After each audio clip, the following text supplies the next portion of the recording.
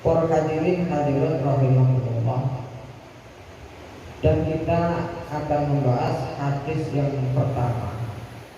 Sebelumnya saya bacakan dulu. An Anas bin Malik, dan diriwayatkan saking Anas bin Malik radhiyallahu anhu ridani sallallahu Allah taala anhu saking Anas. Qala dawu sapa Anas, su'ila Rasulullah ing dawu su'ila Rasulullah. Su'ila dan takoni sapa Rasulullah sallallahu alaihi wasallam, utusane Allah sallallahu alaihi wasallam, ditakoni napa anil khamri saking khamr, saking arak. Tutakhulu kang den alat, kang den dadekaken apa khamr. Didadekno apa, diproses atau dibuat khullan ing cuka. Khullan ing cuka. Ditanyai Rasulullah tentang khamr yang diproses, dibuat bahan untuk membuat cuka. Gimana ya Rasulullah? Dijawab oleh Rasulullah, faqala mengkodawu sapa Rasulullah, wah, tidak boleh. Artinya apa? Tidak bisa kalau khamr itu dijadikan cuka. Jadi hadis ini menjelaskan tentang perkara yang bisa suci itu sebab izalah, sebab ikhalah, sebab ikhalah, perubahan. Jadi di dalam masalah najis toharon itu wonten 4 macam. Ada toharatun bilma, ada tohar suci itu dengan menggunakan air, seperti hanya istinja. Istinja ini saya kewok dengan menggunakan alat air, itu namanya toharat izalah atau muzilah, sebutannya. Jadi bersuci dengan air itu namanya toharat muzilah, yang bisa menghilangkan airnya najis dan juga asap bekasnya najis itu juga bisa hilang. Yang kedua adalah toharatun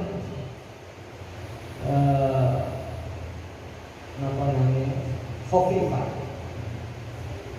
Penghilangan najis itu adalah dengan cara pengurangan, tidak semuanya, tidak 100% hilang. Tohar seperti ini adalah seperti hanya contohnya istinja dengan batu atau tisu.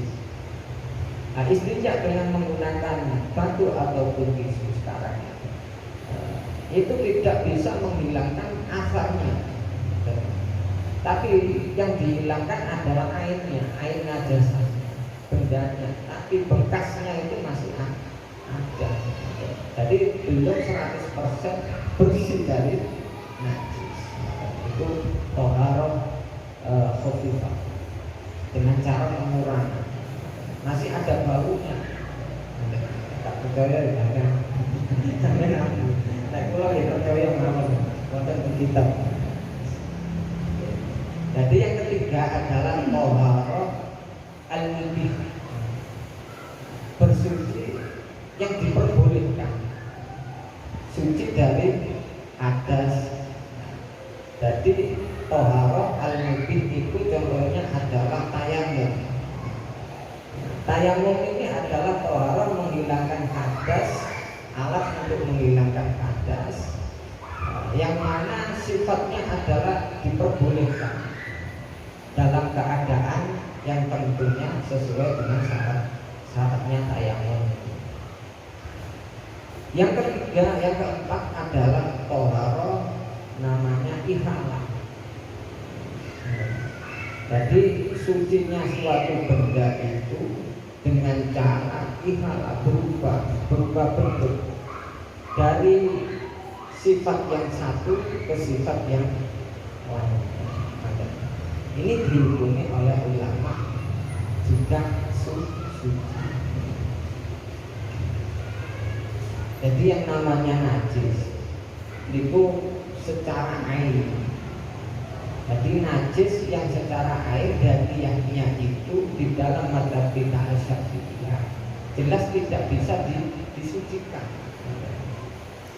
Namanya najis secara dagingnya, secara bendanya, bukan perkara yang terkena najis.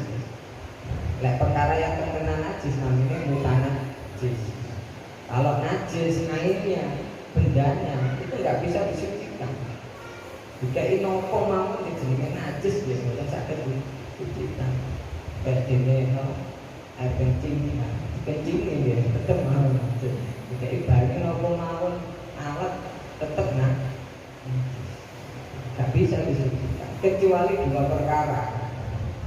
Yang pertama adalah yang kita bahas kemarin adalah dengan cara disama, didabur. Jadi ada hewan mati dengan tanpa penyembelihan syariah, halal ataupun yang nggak bisa dimakan dagingnya, kulitnya bisa dikembalikan menjadi suci. Aslinya kulitnya kan najis. Nah ini bisa suci dagingnya dengan cara disama. Itu pertama. Yang kedua adalah toharoh dengan cara berubah bentuk dari sifat yang satu ke sifat yang lainnya, namanya toharoh ikhalah, perubahan sifat dari sifat yang satu ke sifat yang lainnya. Contohnya adalah khobar. Cuma di dalam perubahan bentuk ini, terutama perubahan sifat, ini ada kalanya itu ada dua macam. Jadi perubahan najis menjadi suci itu ada dua macam. Ada kalanya perubahannya itu sifatnya itu intirori, bukan kemauan kita secara terpaksa, atau bukan kehendak kita, bukan kemauan kita. Memang dari sananya itu sudah begitu. Contohnya nopo? Perubahan secara intiror. Contohnya kayak seorang perempuan yang habis melahirkan, biasanya kan menyusui anak-anaknya, atau yang dikenal dengan air ASI, air susu ibu ASI. Nah, ASI itu makanan bayi yang asalnya adalah sebelum diolah menjadi ASI itu karena asalnya adalah darah, perkara yang najis, terus diolah oleh ibu menjadi ASI, sehingga asalnya itu haram najis menjadi suci. Lah pengolahan ini itu bukan kehendak kita kan, bukan kemauan kita. Kita nggak bisa ngolah, siapa yang ya Allah Subhanahu wa ta'ala. Itu perubahan secara ikhalah. Kayak gini sperma gimana? Sperma itu dari darah juga. Ketika berubah menjadi sperma, maka asalnya itu najis jadi suci. Itu perubahan ikhalah atau perubahan perkara yang najis menjadi suci secara fisikal, bukan kemauan. Banyak sekali hasilnya, contohnya perubahan secara fisikal. Contohnya lagi kayak ini apa namanya, darah pidang. Darah pidang itu kan bisa dijadikan mesik, berubah menjadi mesik.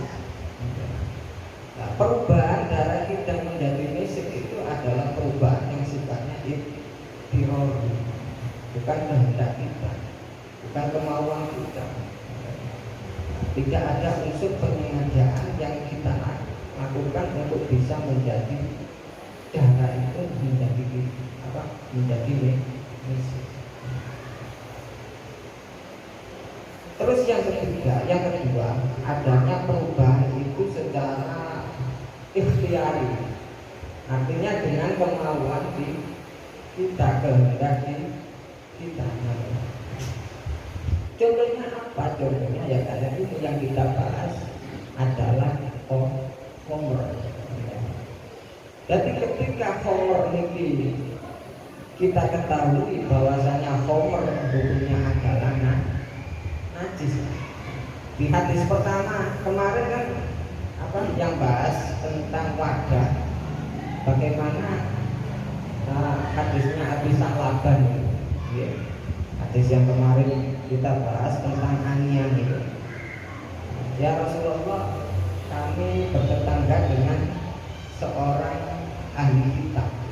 Ahli kitab itu kebiasaannya menggunakan wadahnya itu dipergunakan masak-masak babi, dipergunakan minum-minuman homer. Terus jawabannya Rasulullah yang apa? Kemarin la ya'kulu fiha illa an tajidu ghairaha. Jangan makan menggunakan wadah mereka, kecuali tidak ada yang lainnya.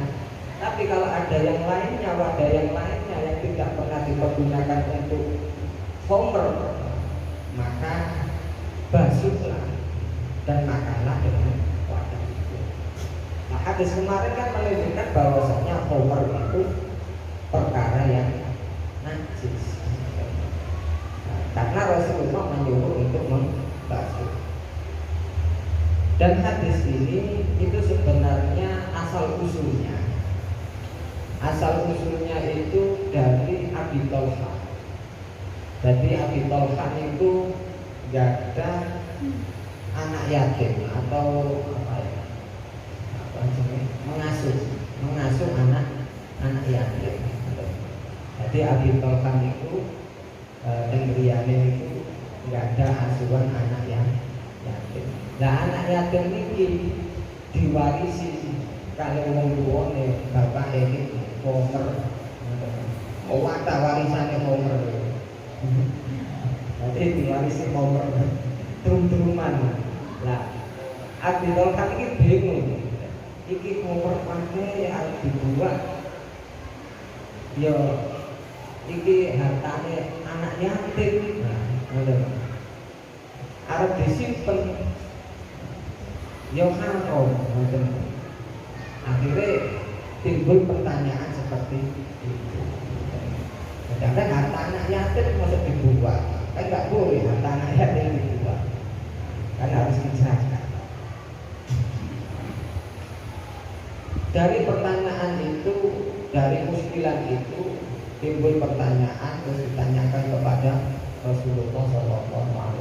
Ya Rasulullah, kita satu khullan, apakah homer ini bisa saya jadikan cuka ya Rasulullah? Saya olah jadi cuka ya Rasulullah. Dijawab Rasulullah, gak boleh buang. Maksudnya apa hadis ini kok gak boleh? Jadi ulama itu di dalam masalah homer dijadikan cuka itu ada 3 pendapat. Ada yang pertama, cuka homer dijadikan cuka itu boleh, tapi dengan syarat. Syaratnya apa? Syaratnya tidak ada unsur penyengajaan untuk menjadikan cuka. Dan syaratnya juga tidak ada perkara yang membuat homer itu menjadi cuka. Artinya apa? Perubahannya itu secara alami sendiri. Itu yang diperbolehkan oleh ulama. Tapi kalau perubahannya itu tidak alami, nah itu lain lagi. Maka hadis ini diarahkan bahwasanya kalau homer itu diproses secara sengaja, diproses, diolah, itu nggak boleh. Karena perintah untuk membuang homer karena haram, tak boleh disimpan, harus masih dibuang. Karena perintah untuk membuang homer. Jadi di dalam masalah homer itu kan asal usulnya homer, sejarah homer itu sampai diharamkan itu secara bertahap berharap, nggak langsung diharamkan bodoh. Jadi itu termasuk ya metode dakwah. Soalnya yang Arab zaman dia itu kebiasaannya, adatnya sehari-hari ngombe-ngombe, sehingga kalau dilarang langsung jelas nggak bisa.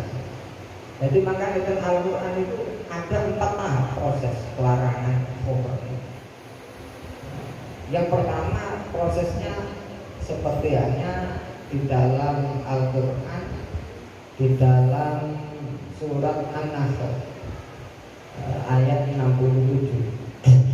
Niku Allah Subhanahu wa taala berfirman, wa min samaratin nakhil wal a'nadi tattakhiduna min sakara wa rizqan hasanah.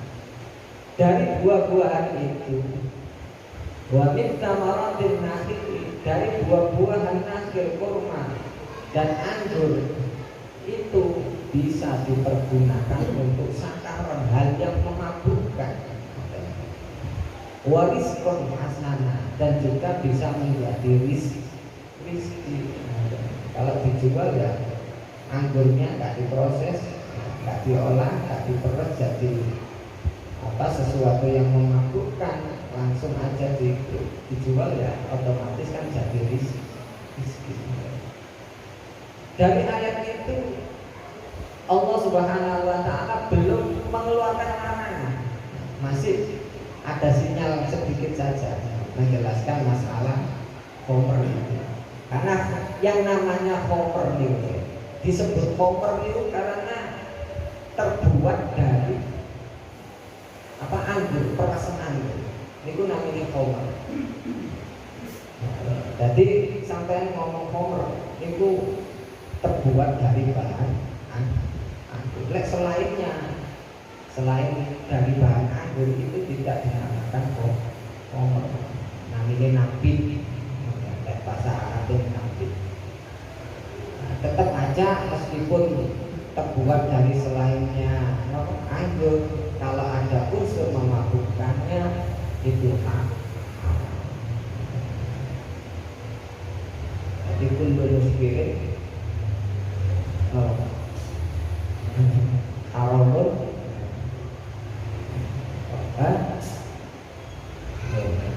kullu muskirin khamrun wa kullu khamrin haram. Itu poinnya.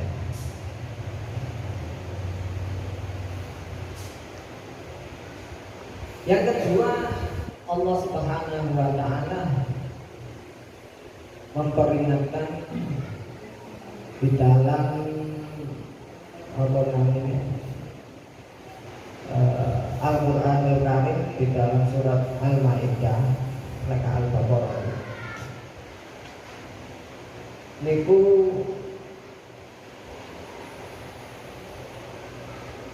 para sahabat muskil bertanya, yang ada ayat itu qul fihi ma ismun gitu, yas'alunaka 'anil khamri wal maisir qul fihi ma ismun kabirun wa manafi'u lin-nasi wa ismuhu akbaru min naf'ihi.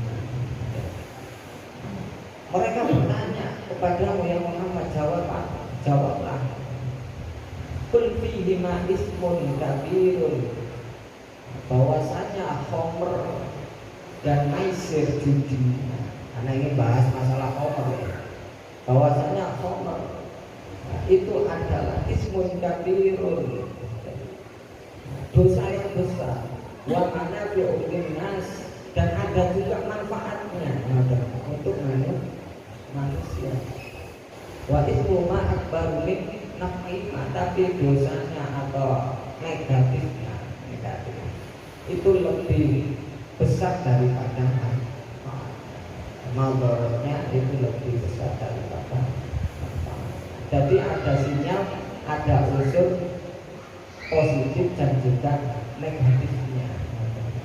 Ada manfaatnya untuk manusia, asalnya gak kendor, tapi kendor. Daging ya ini kompor itu dari empuk, cepat empuk. Kan itu termasuk manfaatnya. Tapi madorotnya lebih besar daripada manfaatnya. Jadi itu dijelaskan sama Allah Subhanahu wa Ta'ala, belum ada larangan. Baru di Madinah ketika itu sahabat Ali itu melakukan sholat, tapi dalam keadaan mendem. Keadaan mendem, waktu itu ngimami maca kuliah ayyuhal kafirun la abudu lain, betul ngoten lain. Ati abudu mata abudu.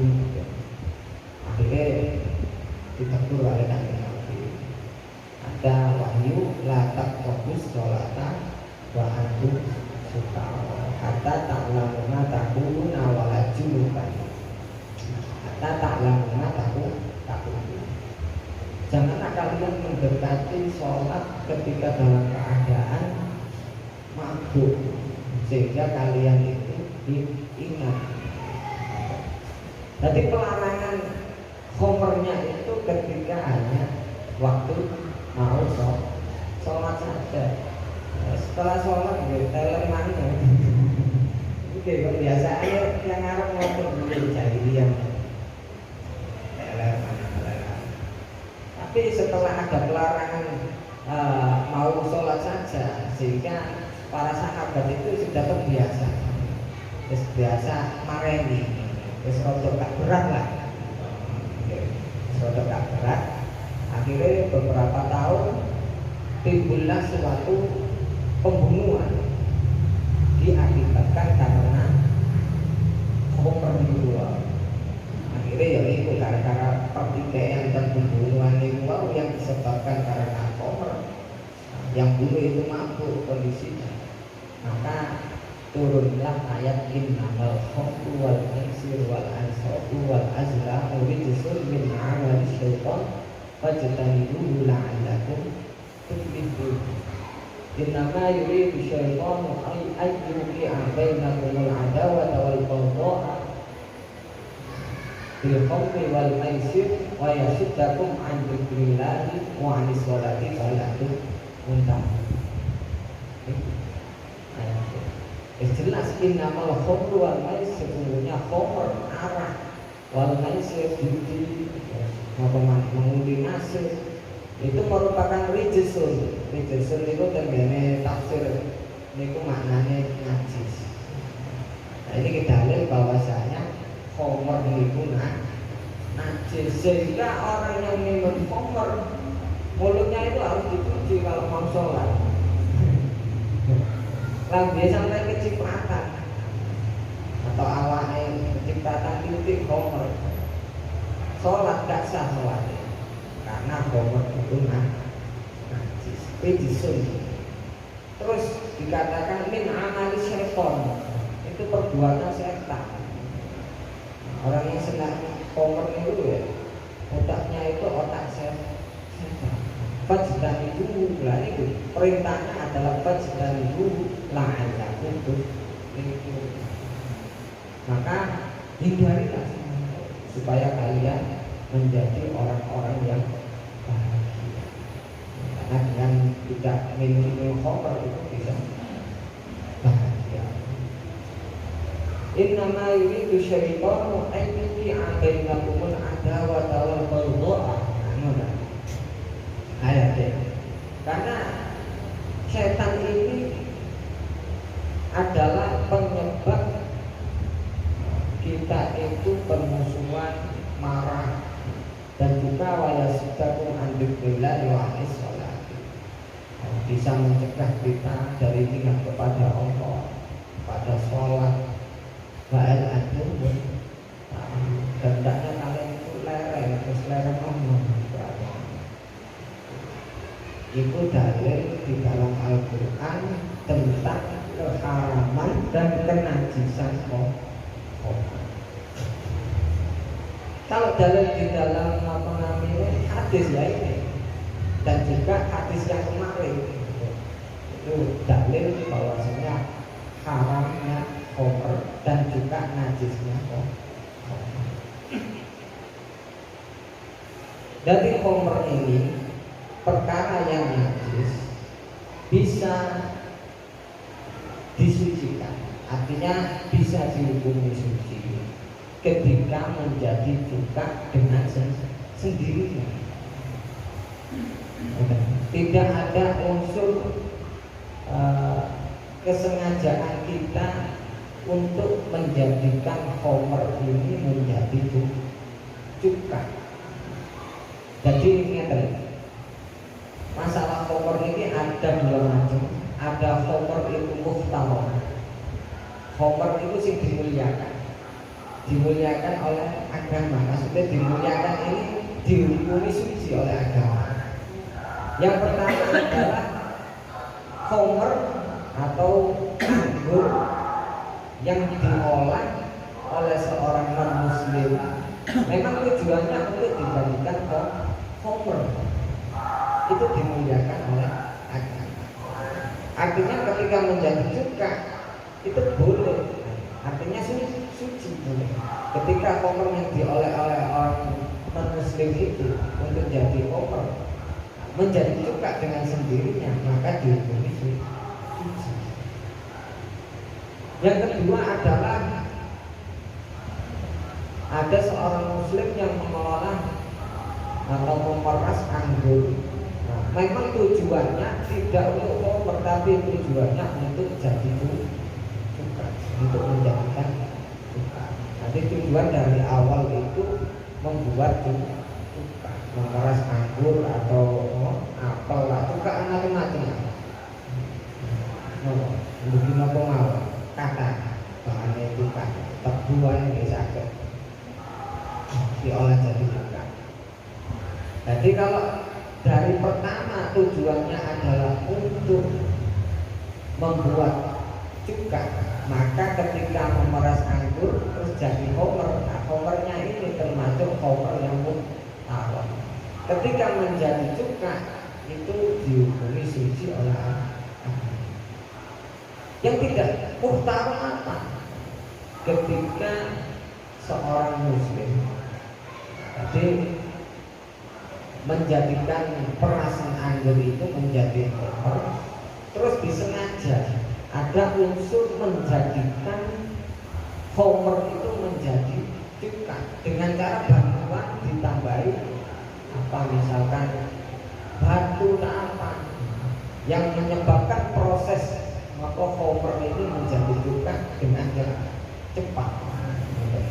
Nah ini nggak boleh. Jadi sebenarnya di dalam masalah khamr ini dihukumi suci itu ada kalanya suci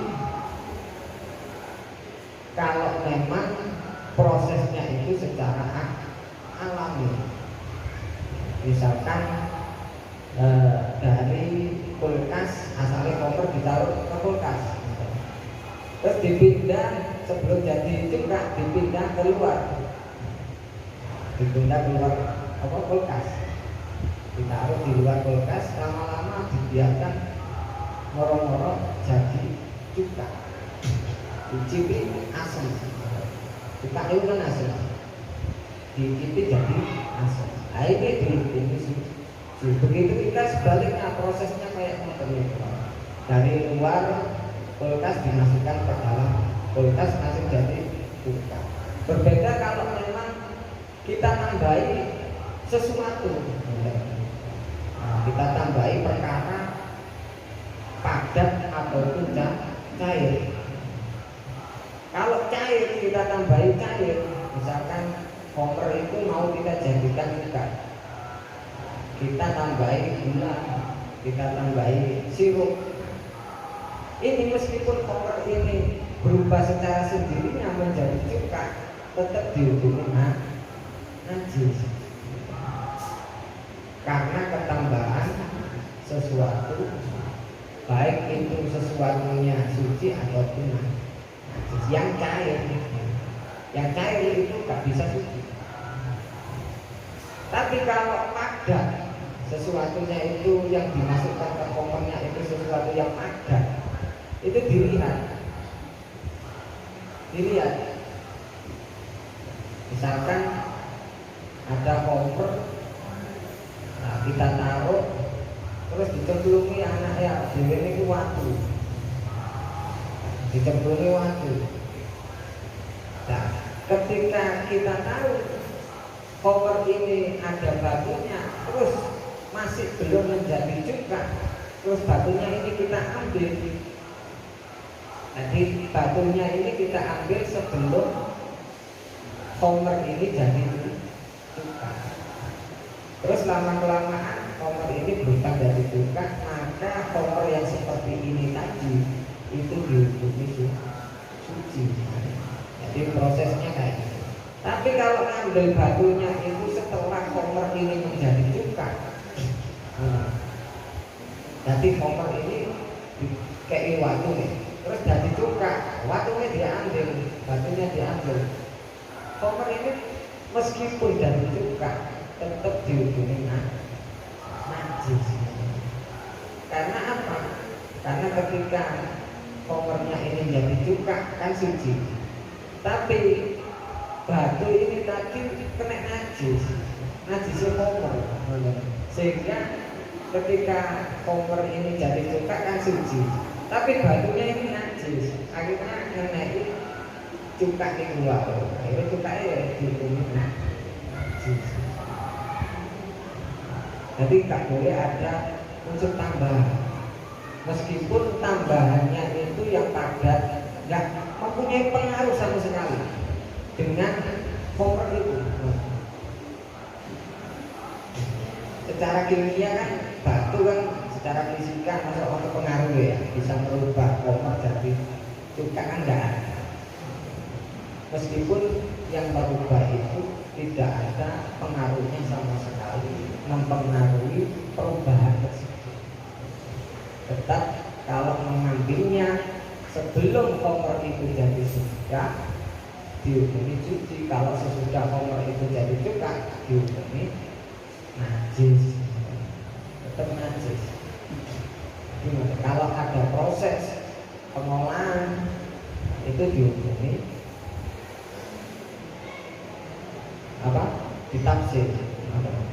ditafsir dilihat ini. Kalau pengolahannya itu prosesnya itu dengan mencampuri perkara yang cair dihukumi najis. Kalau kecampuran perkara yang padat dilihat itu. Kalau mengambilnya sebelum jadi cuka maka dihukumi suci. Kalau sesudah ya nanti prosesnya. Karena apa di dalam kaidah fikih niku ada kaidah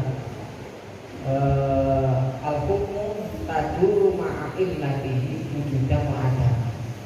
Hukum itu mengikuti ilahnya atau alasannya, baik adanya atau tidak adanya. Mata wujudal ilah wujudal hukum. Wa mata udiman hukum. Jadi hukum itu mengikuti ilahnya, alasannya, penyebabnya. Ketika penyebabnya ilahnya itu ada, maka hukumnya itu juga ada. Ketika ilahnya nggak ada, alasannya nggak ada, maka hukumnya juga nggak ada. Nah, ini yang menjadikan dasar bahwasanya ketika koper itu kan dihukumi najis karena apa? Karena unsur memabukkan. Ketika menjadi cuka, unsur memabukkannya ini nggak ada, maka menjadi suci. Itu hukum taduru ma'a illatihi wujudan wa adam. Jadi hadis ini menunjukkan bahwasanya khamr itu bisa suci dengan cara berubah sifatnya menjadi cuka. Nah, tentunya syaratnya adalah tidak ada unsur sengaja. Jadi maksudnya prosesnya itu alami, tidak ditambahi apapun pengolahan. Itu dihukumi suci. Tapi berbeda dengan pendapatnya Madzhab Malik dan Madzhab Hanifah, Abu Hanifah. Pendapatnya Imam Abu Hanifah, baik itu disengaja atau enggak secara proses secara alami atau enggak secara alami, itu dihukumi suci. Tapi pada Syafi'i ini bisa dianggap suci kalau prosesnya itu tidak ada tambahan apapun. Di dalam hadis ini juga menunjukkan ijma'ul a'immah ala anna al-khamra idza taqalat bi nafsiha khala tahur.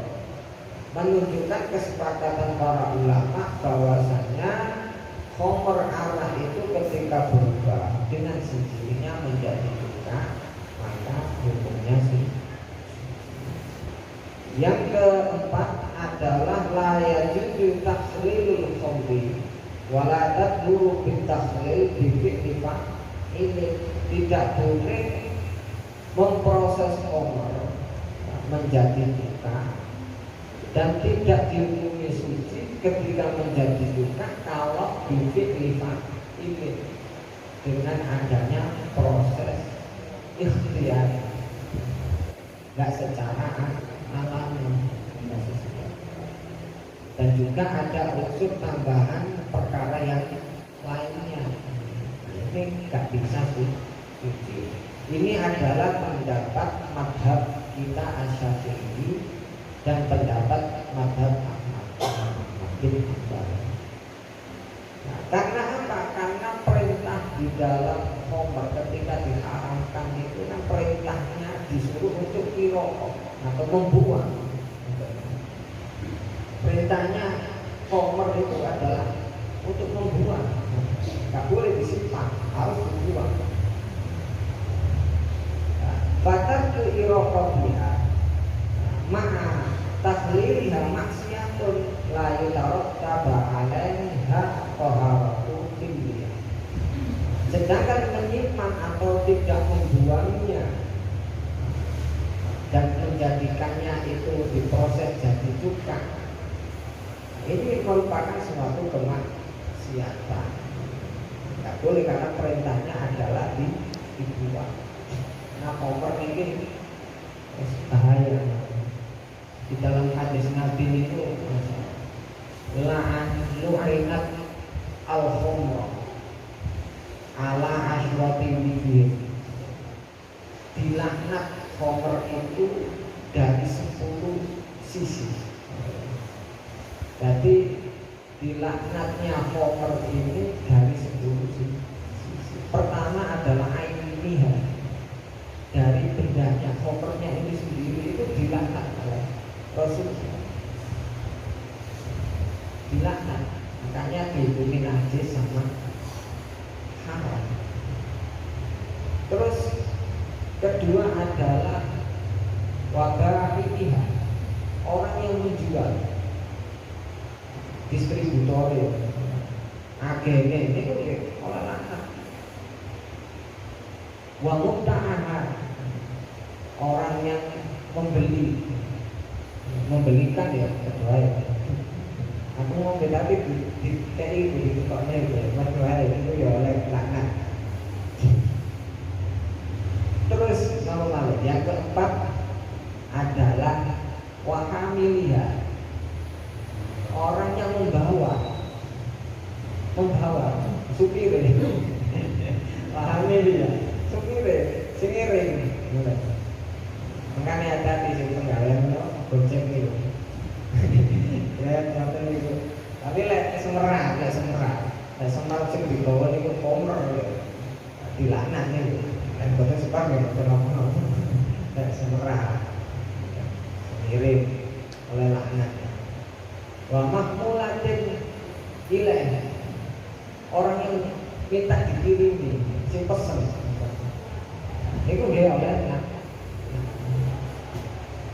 Wa asiriha, si meres, yang meres kalau berarti pegawai pegawai itu loh, pegawai pabrik itu loh, pegawai pekerjaan itu oleh lanang. Nanti wa asiriha, si meres pegawai itu asal wa mu'tasiriha, orang yang menyuruh itu meres visual. Oh sih, silakan masuk ya. Ini oleh mak. Terus kamu balik. Wah tahu ya, mana sepuluh, terus itu kan? Itu gimana? Itu kan? Terus kan? Sampai nggak bisa. Terus 8 gitu, kurang kali ya. Kurang kali itu, oh, si ngombe oh ini, si ngombe dari ini kok. Wasari dia, si ngombe, si terakhir wayas dia. Kabel ngombe, tapi nak kalau kayaknya joki ya. Aku gambar ngombe kok, kayaknya joki kok. Bahaya. Gambar ngombe tapi turun ini. Mana? Danai, wah bahaya punya anak tuh. Hati-hati. Bahaya. Termasuk di tempat-tempat yang nonton itu. Ada imbon. Kalau ngombe aku memang tak mau tak imbon. Bahaya punya anak nih. Nah ini dari banyaknya dilaknat oleh Kanjeng Nabi ini, bahwasanya komer itu perkara sing najis dan juga karena banyaknya yang dilaknat, semuanya yang terlibat di situ kena laknat ya. Ini hadis hasan riwayat Tirmidzi dari Abu Dawud. Sama mau tanya. Zaman sani gila wonten niku industri buka ngoten. Biasane lek industri ngoten niku pasti ada rekayasa. Tambah semacam katalis minyak untuk memproduksi kan. Ya prosesnya kan nggak tahu. Ya problemnya nggak tahu ya. Biasanya industri. Tapi biasanya kalau industri kan dia memenuhi kebutuhan publik. Itu banyak. Kemarin kalau dalam proses secara alami, ya mungkin, tidak mungkin memenuhi maksudnya kalau secara alami. Nah itu kata studi. Jadi itu ya kembalikan lagi kalau industrinya itu sebenarnya industri kan ada pengawasnya, pengontrol yang terlibat badan-badan itu kan mesti ada yang terlibat. Sehingga prosesnya itu gimana? Nah itu harus ada pengawasan dari pemerintah itu mestinya ada. Nah, sampai ada penyelewengan, ya lain lagi. Biasanya kan konten itu repot ya. Ini dulu ya, sini kesalahan ini. Boleh ini sing halal, sing halal itu wadah. Itu dia sing haram. Nanti itu berat-berat. Ya kalau kan wadah. Karena nggak ada dalilnya itu nggak ada yang mengharamkan itu berarti nggak ada tanda-tandanya haram. Oh, ya berarti halal. Ada tanda-tandanya haram ya. Nah, tapi kan lebih sempit nih kan, asal-asal. Jadi kalau masalah itu ya kembali lagi kebijakan pemerintah. Kalau kita nggak tahu ya prosesnya gimana, sebetulnya mulai beli halal mas melok. Iya, ngomong halal ya. Kecuali kalau kita kan sendiri prosesnya itu beda lagi. Misalkan ada industri rumah, tenang ada. Nah, industri yang besar, industri besar kan mesti ada pengawasannya yang ketat.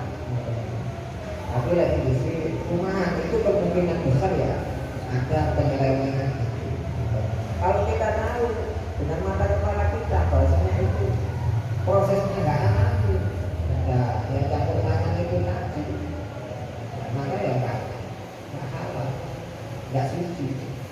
suka dengan tadi.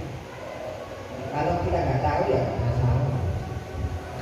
Yang penting kan nggak kelihatan kita tahu perkara tersebut memang Mungkin yang profesional. diproduksi bukan dari Homer. Nah, kalau sudah tapi nanti kan jadi Homernya kan kayak gitu, nggak tahu ya berapa lama. Itu mungkin kalau dia target proses ke ujung ketuka mungkin bisa jadi katalis lagi kalau industri. Tapi kalau secara alami kan kadang jadi kadang enggak. Kayak awal Alami. Oke, prosesnya alami. Kalau nggak alami nggak boleh. Kalau kata kita asabiyah. Kalau kata yang lain yang masih nggak alami, itu nopo. Nah, tapi Imam Malik kali Hanifah. Cuma mungkin ada syarat-syaratnya di dalam madhab itu. Cuman secara mutlak madhab itu mensuci, menghukumi suci. Baik prosesnya secara nggak alami maupun alami. Bismillahirrahmanirrahim.